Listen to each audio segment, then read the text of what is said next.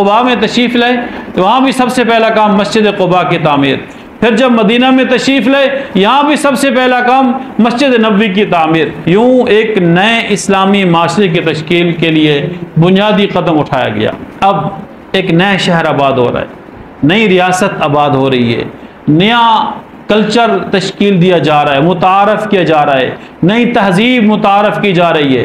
वो तहज़ीब जो इससे कबल हज़ारों साल तक उस इलाके में थी उसका ख़ात्मा किया जा रहा है। मगर कैसे? एक गैर इलाके में जाकर अपना असर रसूख आप कैसे कायम रख सकते हैं?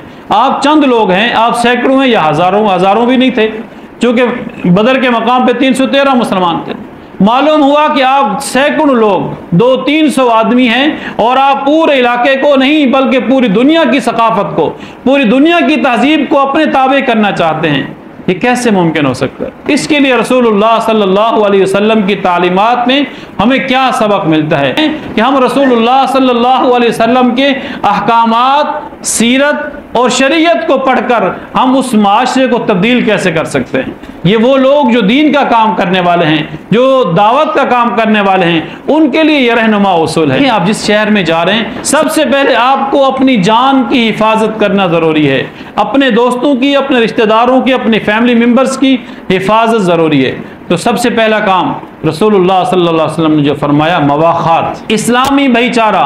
दो मुसलमानों को आपस में भाई भाई बना दिया, दो मुसलमानों को, एक मुहाजिर एक अंसार। मुहाजिर उस मुसलमान को कहा जाता है जो मक्का से निकलकर मदीना पहुंचा, और अंसार उस मुसलमान को कहा जाता है जो मदीना में ही ठहरा रहा और उन्होंने मुहाजिरीन की खिदमत की। अब एक मदीना का मुसलमान, एक मक्का का मुसलमान, दोनों मुसलमान एक भाई भाई तो वैसे ही हैं, लेकिन हकीकी भाई हो गए इस कदर के वो एक दूसरे के वारिस भी बने। अगर कोई मुसलमान उनमें से दो भाइयों में से कोई फौत हो गया तो उसके माल का वारिस, जायदाद का वारिस, जैसे शरी तौर पर वसा होते हैं, तो वो शरी तौर पर वही वारिस बना जो उसका भाई बना रसूलुल्लाह सल्लल्लाहु अलैहि वसल्लम के हुक्म से। ग़ज़वा बदर तक ये हुक्म कायम रहा। ग़ज़वा बदर के बाद अल्लाह तबारक व तआला ने इस हुक्म को मनसूख कर दिया और फरमाया कि बेहतर यही है जो उसका करीबी रिश्तेदार है, जो उसका खूनी रिश्तेदार है, वही उसका वारिस बन सकता है। जब मदीना पहुंचे तो वहाँ मुख्तलिफ लोग थे। नंबर 1 मदीना के रहने वाले मुसलमान, नंबर 2 मक्का से आने वाले मुसलमान, नंबर 3 मुशरिकीन जो खुलम खुला शिर्क किया करते थे, वो भी मदीना में रहते थे, और नंबर 4 मुनाफिकीन जो ज़ाहिर में कुछ हुआ करते थे और अंदर में कुछ। 4 तबक़ात थे मदीना में। अब चारों तबक़ात को कैसे इकट्ठे रखना है, हर एक का ज़हन मुख्तलिफ है। इसके लिए आक़ा करीम सल्लल्लाहु अलैहि वसल्लम ने अपनी कायदाना सलाहियतें और अल्लाह तबारक व तआला के फजल व करम से एक मुआहदा किया जिसे इस्लाम में मिसाक़े मदीना के नाम से जाना जाता है। पहला मवाख़ात जो मुसलमान को आपस के दरमियान, दूसरा मिसाक़े मदीना मुसलमानों और काफिरों के दरमियान। मुआहदा क्या हुआ? थोड़े से लोग होकर पूरी तहज़ीब पर गालिब आ रहे हैं, पूरे इलाके पर गालिब आ रहे हैं, अपना असर रसूख, अपना तसल्लुत पूरी दुनिया पर कायम रखना चाहते हैं। उसके लिए बुनियादी हिकमत अमली क्या? उन्होंने कहा सबसे पहला काम, हम चूँकि सब लोग मदीना के रहायशी हैं तो हम इस बात का अहद करते हैं कि हम अपने इस शहर को पुरअमन बनाएंगे, इस शहर में कोई हमला आवर नहीं होगा। अगर कोई इस पे हमला आवर हुआ तो हम सब मिलकर, मुसलमान और काफिर, मुसलमान भी, मुसलमानों में दोनों तबके मुहाजिरीन और अंसार, फिर काफिरों में दोनों तबके मुशरिकीन और मुनाफिकीन, हम सब मिलकर मदीने की हिफाजत करेंगे। और बहुत अच्छी बात थी क्योंकि शहर की हिफाजत, घर की हिफाजत, गली की हिफाजत, महल्ले की हिफाजत, ये सबकी बुनियादी जिम्मेदारी है। इसका इस्लाम से या मुसलमानों से तो कोई ताल्लुक नहीं।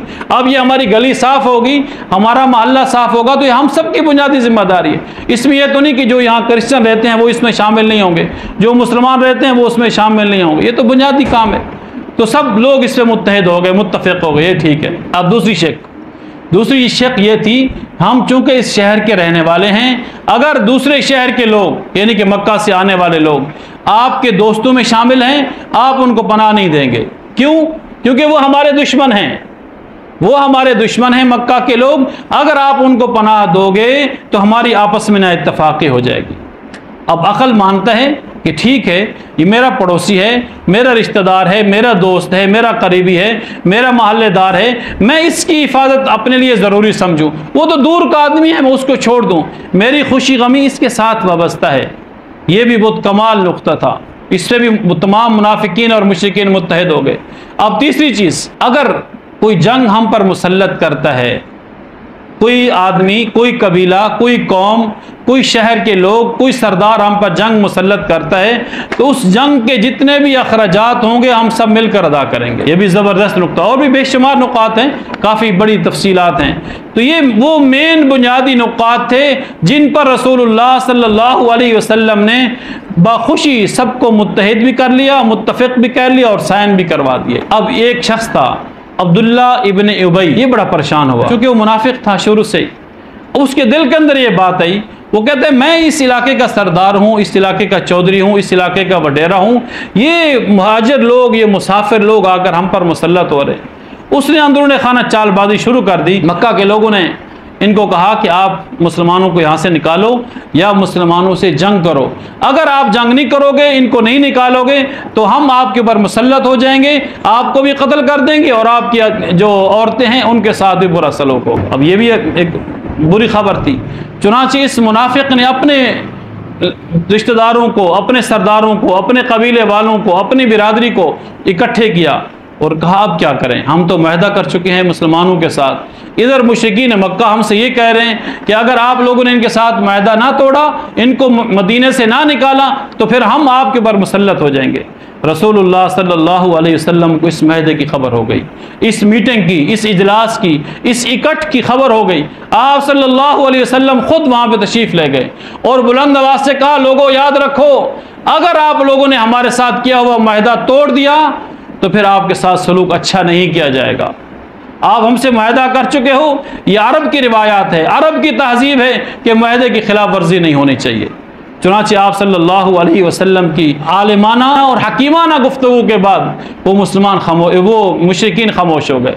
उसमें मुनाफिकीन भी थे, वो भी खामोश हो गए कि बात तो ठीक है, क्योंकि हम इनसे पहले मुआहदा कर चुके हैं। ये मुशरिकीन की तरफ से तो बाद में खतूत और वफूद हमारे पास पहुँचे।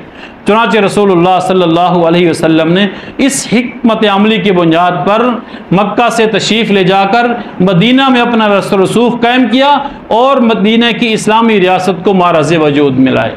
ये वो तरीक़ाकार था कि रसूलुल्लाह सल्लल्लाहु अलैहि वसल्लम नए शहर में आकर पूरी इस्लामी सकाफ़त को वजूद दिया। अब हमारी हालत क्या है कि अब 80 साल गुजरने के बावजूद, 70-78 साल गुजर चुके, लेकिन हमारे माशरे के अंदर, हमारी सकाफ़त के अंदर, हमारी तहजीब के अंदर, हमारी ज़िंदगी के अंदर इस्लाम नाम की कोई चीज़ बाकी नहीं है। और वहाँ उन्होंने पहले ही साल ये सब कुछ कर दिया। और लोग कितने थे? टोटल 300 लोग थे। वो लोग जो अरसा दराज से पूरे इलाके पर काबिज थे, मुसल्लत थे, वो हैरान हो गए कि हमारे आबा व अजदाद से सरदारी हमारे सर पर है, लेकिन एक शख्स, अजनबी शख्स वहाँ से आया और उसने हम पर मुसल्लत कर दिया इस तहजीब को, इस सकाफ़त को। अच्छा, उस वक़्त जो बुनियादी अहकामात जो रसूलुल्लाह सल्लल्लाहु अलैहि वसल्लम ने दिए, वो कौन से थे? कि आपका पड़ोसी सबसे ज़्यादा आपकी खैर खाई का हकदार है। ये जो हम हदीस में पढ़ते हैं ना, इस्लाम माशरा की हदीसें, ये उस वक़्त बुनियादी उसूलों के तौर पर सामने लाई गई थी। ये बुनियादी नुकात थे कि आपस में कैसे रहना है। और उसी वक़्त आपने इरशाद फरमाया कि वो मुसलमान, वो मोमिन हो ही नहीं सकता कि जो खुद पेट भर कर खाए और उसका पड़ोसी भूखा रहे। ये उस वक़्त उन्होंने फरमाया था। शुरू में मुसलमानों के ज़हन में ये बात डाल दी गई थी कि इसार पैदा करो, वयुसिरूना अला अनफुसिहिम वलौ कान बिहिम खसासा, अपने ऊपर अपने मुसलमान को तरजीह दो। ये वो बुनियादी अहकामात हैं इस्लाम के। अगर आज भी इस्लामी माशरा आक़ा करीम सल्लल्लाहु अलैहि वसल्लम के उन बुनियादी फरामीन को लेकर अपने माशरे की तश्कील करे, अपने इलाके में, अपने मुल्क में, अपने शहर में इस्लामी माशरे की अगर बुनियाद डालना चाहें, तो हमें रसूलुल्लाह सल्लल्लाहु अलैहि वसल्लम के मदनी ज़िंदगी के शुरुआत को देखना पड़ेगा कि हमने दूसरे एक तहजीबों के ऊपर, दूसरे शहरों के ऊपर, दूसरी कौमों के ऊपर अपना असर रसूख कैसे कायम रखना है। जब तक हिकमत अमली से और अल्लाह तबारक व तआला के हुक्म से हम काम नहीं करेंगे, हम किसी माशरे में कामयाब नहीं हो सकते।